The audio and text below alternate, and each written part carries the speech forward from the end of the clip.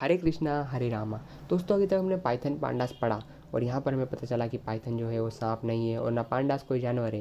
ये एक तो लैंग्वेज है जो कि छोटे छोटे वर्ड और व्याकरण से मिलकर बनी है। जैसे व्याकरण एक हिंदी का शब्द है, पर इंग्लिश में कह सकते हो कि अल्फ़ाबेट, गणित और बहुत सारी चीज़ों से मिलकर बनी है और बहुत बड़ा इनका बंच है। तो यहाँ पर हम कुछ पढ़ने यहाँ तक पढ़ चुके थे सॉर्टिंग, और सॉर्टिंग में हमने पढ़ा कि ये बिल्कुल एक हमारी उम्र की तरह है, जहाँ पर हमें बढ़ते हुए दिखाया जाता है। पर वैसे अभी हमें पता है कि हम सोल हैं, हाँ। तो हम ये इस बात नहीं करने वाले। हमें पता है कि हम आत्मा है, इसलिए हम हमेशा सेम रहते हैं। तो यहाँ पर हम आ चुके थे नंपाई एरीज एंड सीरीज ऑब्जेक्ट पर।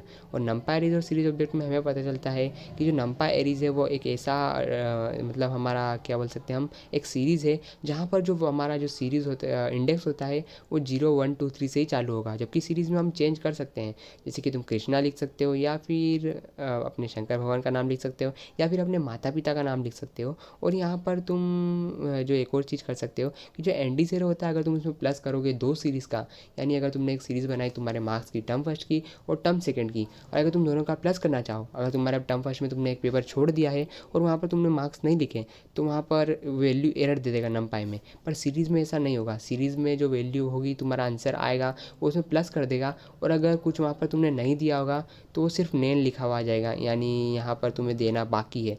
पर नंपाई में बिल्कुल गलत ही बता देगा। और यही इस चीज़ की खासियत है। यानी ये बिल्कुल एक टीचर की तरह है जो कि हमें कभी कभी मार्क्स दे देते हैं, और कभी कभी कोई ऐसा टीचर भी आ जाता है जो कि हमें मार्क्स नहीं देता है। रीइंडेक्सिंग का मतलब तुम समझ जाओगे कि इसका मतलब होता है कि तुम्हारे इंडेक्स को नया बना देना।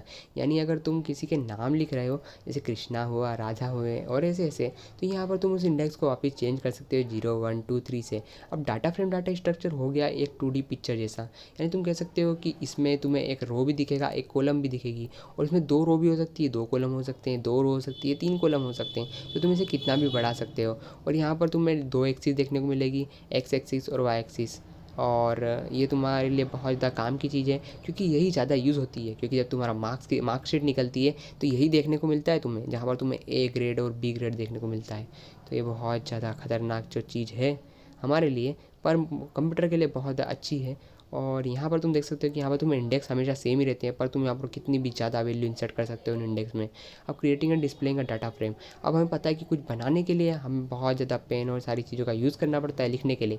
वैसे ही कंप्यूटर में हमें कुछ बताना पड़ता है उसे, कि सबसे पहले तुम इंपोर्ट करो पांडा एज पी डी। और जब हम पी डी का लिख देते हैं तो हमें पांडा लिखने की ज़रूरत नहीं पड़ती, यानी पी डी जो है उसका छोटा सा फॉर्म है। और इम्पोर्ट नमपा एज एन पी, और एन पी जो है उसका शॉर्ट फॉर्म है, क्योंकि तुमने इसमें कंप्यूटर को बता दिया है कि भैया नमपाई को एन पी नाम से लेना। ये याद रखने की चीज़ है उसके लिए। और तुम इसके बाद एक किसी भी वेरिएबल में डाल देते हो कि पांडा डॉट डाटा फ्रेम नाम से कुछ है, और उसके अंदर अपना डाटा डाल देते हो कि तुम्हें मैथ्स में 10 मार्क्स आए, इंग्लिश में 0 मार्क्स आए, और यही चलता रहता है। और ऐसे इसके बहुत सारे टाइप होते हैं। अभी टाइप तुम्हारे ऊपर करते हैं आधारित कि तुम उसे किस तरह से सजाते हो। जैसे कि तुम उसके creating a data frame from a 2D dictionary, यानी डिक्शनरी जैसे ही बना सकते हो, जहाँ पर तुम एक चीज़ लिखोगे और तुम्हें उसका उत्तर प्राप्त हो जाएगा। यानी एक हिंदी इंग्लिश डिक्शनरी की तरह है। और एक होता है जहाँ पर तुम सिंपल तरीके से सीरीज जैसा कर दो, यानी से तुम वैल्यू दे दो और तुम्हें डाटा फ्रेम की जो इंडेक्स है वो अपने आप मिल जाए।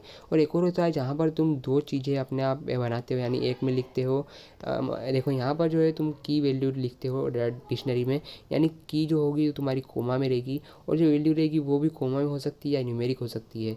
और यहाँ पर तुम इसको इंसर्ट करोगे तो तुम्हें बस की देनी है, तुम्हें इसकी वैल्यू मिल जाएगी।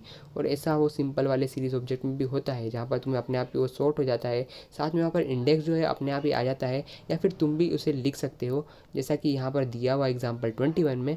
और ये बहुत ज़्यादा ईजी है, और ये तो हम एक बार ट्राई करेंगे। अब क्रिएटिंग अ डाटा फ्रेम हमने सीरीज़ वाला भी देख लिया है। अब यहाँ से आने के बाद ये सारी चीज़ें हम तो कर लेंगे थोड़ी देर बाद, क्योंकि ये सारी चीज़ें हमें प्रैक्टिकल करनी पड़ेगी। उसके लिए मुझे तुम्हें एक ऐप बताना पड़ेगा। अब यहाँ पर आ जाते हैं creating a data frame object from a list of dictionary list. अब एक डिक्शनरी लिस्ट से दूसरी डिक्शनरी लिस्ट, यानी बहुत सारी डिक्शनरी लिस्ट को निकाल कर तुम बना सकते हो। तो देखो यहाँ पर तुमने टॉपर्स लिखा, और टॉपर्स में बहुत सारी डिक्शनरी डाल दी, 4 डिक्शनरी। और फिर उसके बाद तुमने उसको एक भी डाटा फ्रेम में कन्वर्ट कर दिया। तो यही है डाटा फ्रेम एक डिक्शनरी से बनाना और लिस्ट से बनाना। और यहाँ पर देखो डाटा दोनों चीज़ आ गई इसमें, यानी पहले तुमने डिक्शनरी बनाई और उसको एक लिस्ट में ऐड कर दिया और उसी लिस्ट को तुमने घोषित कर दिया। जैसे कि हम देखते हैं महाभारत में युद्ध घोषित होता है, उसी तरह ही है ये कि जहाँ पर पहले सेना को खड़ा कर दिया जाता है और उनको बांट दिया जाता है विभाजन में कि ये हाथी वाला है भैया और ये घोड़े पे बैठेगा, और उसके बाद उन सबको एक ही अपने राजा को दे दिया जाता है और फिर युद्ध शुरू हो जाता है। तो ये बिल्कुल ऐसा ही है और इसके बहुत सारे एग्जाम्पल तुम्हें यहाँ पर देखने को मिल जाएंगे। जैसे महाभारत के एग्जाम्पल बहुत ज़्यादा अच्छे हैं क्योंकि श्री कृष्ण का एग्जाम्पल लेने में आसानी पड़ जाती है। Creating a data frame object from a 2D ND array. अब 2D एनडी अरे बिल्कुल ऐसा है, यानी तुम्हें सिर्फ इसमें नंबर यूज़ करने हैं और ये एरे जो होता है इसमें सिर्फ हम अरेंजमेंट करते हैं नंबर्स की। और यहाँ पर तुम देख सकते हो तुम्हें np.array लिखना है, यानी जैसे कि तुम वहाँ पर लिखते थे pd.data frame, ऐसे np.array लिखना है और उसके बाद उसको डाटा फ्रेम में डाल देना है। तो यहाँ पर जो तुम्हारा एरे है वो बिल्कुल ऐसा आ जाएगा वेक्टर फॉर्म में, और इसका यूज़ होता है, तुम कह सकते हो कि ये ब्रह्मांड को बनाने में यूज़ होता है। पर ब्रह्मांड को ईश्वर बनाते हैं इसलिए अभी हम इस पर इतना ध्यान नहीं देंगे। और ये जो चीज़ों को बताने के लिए भी यूज़ किया जाता है। जैसे कि 0 नंबर पे अगर तुम बात करो तो ये इसका तुम ग्राफ भी बना सकते हो और ये ग्राफ में भी यूज़ होता है। तो इसके बहुत सारी चीज़ें बन सकती है और वैसे कंप्यूटर हमसे बहुत ज़्यादा स्मार्ट हो चुके हैं, तो फिर हमें कंप्यूटर पर ज़्यादा ध्यान नहीं देना चाहिए। हमें खुद के ऊपर विश्वास रखना चाहिए, हमें कंपैरिजन नहीं करना है खुद से। श्री कृष्ण ने कहा है भगवद गीता में कि हमें किसी से भी कंपेयर करने की ज़रूरत नहीं है, खुद पे विश्वास रखो और भगवान पे विश्वास रखो, वरना कंप्यूटर के सामने हम क्या चीज़ है भैया। तो यहाँ पर देखो एक और चीज़ आ चुकी है 2D dictionary with values A series object, यानी सीरीज ऑब्जेक्ट से तुम डिक्शनरी बना सकते हो। और ये बिल्कुल वैसा एग्जांपल जैसे कि मैंने महाभारत में दिया था, यानी तुम 2 लाइन बनवा दो जहाँ पर एक हाथी और एक घोड़े वाली सेना रख दो, और जब तुम दोनों को मिला दोगे एक ही राजा को दे दोगे तो बिल्कुल ऐसी बन जाएगी, यानी एक ही राजा उन दोनों को लीड करेगा, तो बिल्कुल एक डाटा फ्रेम जैसा बन जाएगा जिसके पास बहुत बड़ा होगा। अब डाटा फ्रेम एट्रीब्यूट्स की बात करेंगे तो डाटा फ्रेम एट्रीब्यूट्स हमें बताते हैं कि वो किस किस चीज़ से मिलकर बना है।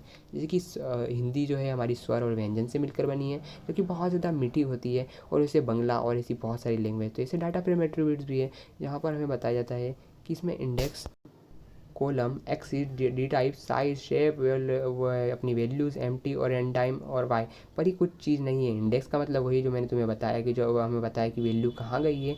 कॉलम का मतलब होता है जो हमारी ऊपर सीधी जाती है, कॉलम जैसी जो हमारे घर पर रहते हैं कॉलम लगे हुए हैं जिससे घर टिका हुआ है। एक्सिस का मतलब होता है एक्स और वाई एक्सिस।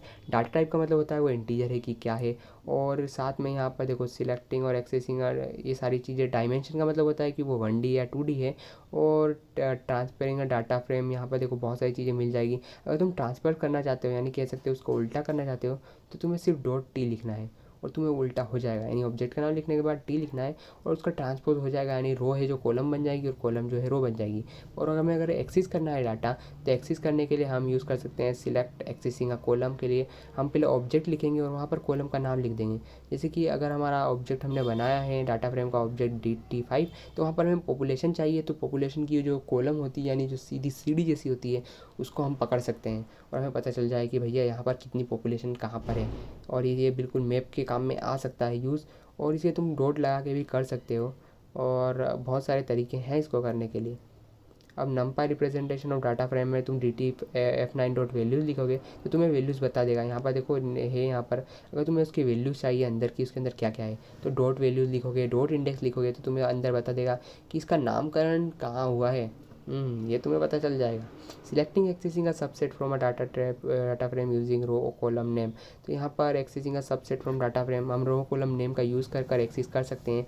जैसे कि अगर हमें एक ही चीज़ का चाहिए, जैसे कि अगर हमें किसी चीज़ से कहाँ तक चाहिए, और ये बिल्कुल ऐसा है कि हमें 1 किलोमीटर से 2 किलोमीटर के भी रास्ते के बीच जाना है, तो हम जगह सिलेक्ट कर लेते हैं कि इस रास्ते से जाएंगे और इधर की तरफ मुड़ेंगे। तो यहाँ पर तुम्हें सिलेक्ट करना है दिल्ली, और फिर दिल्ली से तुम्हारा कौन सा इंडेक्स तक जाएगा 1, तो ये सबसे पहले आएगा एक्स एक्सिस, यानी एक्स एक्सिस में जो आते हैं ऊपर की तरफ दिल्ली, मुंबई और ऐसे ऐसे, और जो साइड में जो इसके एक और कोमा के बाद आएगा वो तुम्हारे इंडेक्स के नंबर रहेंगे। तो तुम इससे पता कर सकते हो कि तुम्हें कितने इंडेक्स तक चाहिए और कौन सी कंट्री, कौन सा स्टेट चाहिए। तो डॉट लॉग का मतलब होता है लोकेशन, यानी तुम इसे लोकेशन दे दो कि दिल्ली में ये वाली जगह है, ये वाला इंडेक्स है, तुम्हें इस वाली चीज़ों का वो चाहिए, डाटा चाहिए। और इसे तुम हर किसी का कर सकते हो, जैसे मुंबई से कोलकाता तक पहली वाली यानी 0 से 1 इंडेक्स तक का चाहिए तुम्हें, तो मुंबई कोलकाता का तुम्हें बता कर दे देगा। अगर तुम 1 लिखोगे तो सिर्फ पहले का ही बताएगा, पर अगर तुम लिखते हो 0 सेमीकोलन 1 तो 0 से 1 तक बता देगा।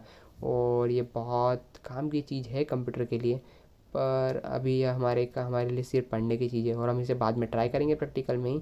तो यहाँ पर अगर तुम इसे छोड़ देते हो खाली तो ये पूरा का पूरा कवर कर लेगा। यदि तुम सिर्फ बीच में सेमी कोलन लगा देते हो और सब छोड़ देते हो भगवान श्री कृष्ण के भरोसे, तो फिर कंप्यूटर सोचेगा कि नहीं भैया ये बंदा भूल चुका है, और तुम्हें उस बिल्कुल सारी की सारी चीज़ें सौंप देगा कि तुम भूल चुके हो, अब तुम इसमें से सारी चीज़ें देख सकते हो। ये समझ आ रहा है ना तुम्हें?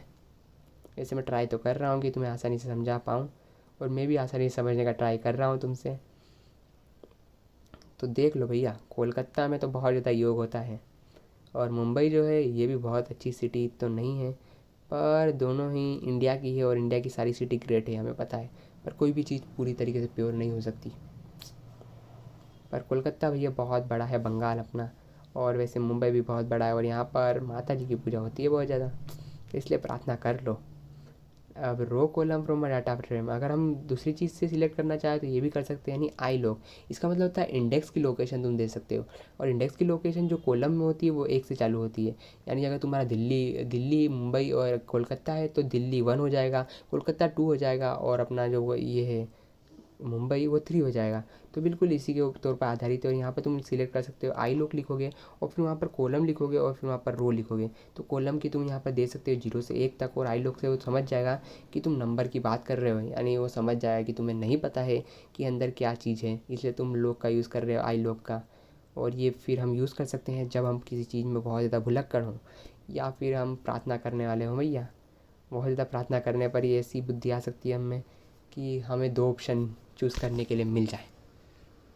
तो यहाँ पर ये D5.log बहुत ज़्यादा काम की चीज़ है, और इसे हमें यूज़ करना चाहिए, और ये बहुत ज़्यादा यूज़ भी होता है। अब सिलेक्ट एक्सेसिंग इंडिविजुअल वैल्यूज़, अब इंडिविजुअल वैल्यूज़ को चूज़ करने के लिए हमें लिखना पड़ेगा कॉलम नेम, और कॉलम में लिखना पड़ेगा कि कौन सा वो हमें चाहिए, यानी कौन से इंडेक्स का चाहिए। जैसे कि पॉपुलेशन अगर हमें दिल्ली की चाहिए तो हम लिखेंगे कि कॉलम जो है पॉपुलेशन है, और वहाँ पर हमें दिल्ली वाला चाहिए, यानी ये जो DT.5 है ये तुम्हारा एक ऑब्जेक्ट है, और जो पॉपुलेशन है वो अपन ने एक इंडेक्स डिक्लेयर करके रखा है, और दिल्ली जो है उसके अंदर का एक स्टेट है। तो इंडेक्स जो पॉपुलेशन है, यानी कॉलम जो पॉपुलेशन है हमारा, उसमें दिल्ली स्टेट की तुम पॉपुलेशन बताओ, यानी एक ऑब्जेक्ट है DT5 नाम का, उसमें दिल्ली नाम की एक स्टेट है और उसकी पॉपुलेशन तुम्हें चाहिए, तो बिल्कुल इसी तरह निकाल सकते हो। और दिल्ली की जगह तुम आई इंडेक्स भी लिख सकते हो, जैसे कि तुम्हारा 1 लिखोगे तो जो भी तुम्हें आंसर दे देगा। तो अभी तक इतना ही, मिलते हैं नेक्स्ट वीडियो में, जब तक के लिए बाय बाय। हरे कृष्णा हरे रामा हरे राम हरे कृष्णा।